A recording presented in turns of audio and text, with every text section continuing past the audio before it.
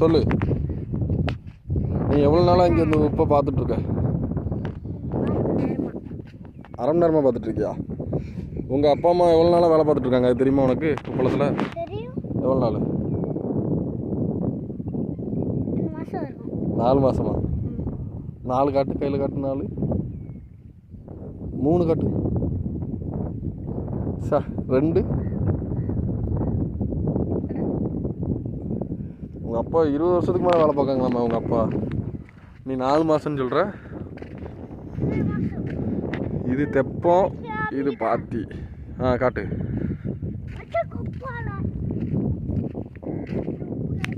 உப்பு கிடக்கா?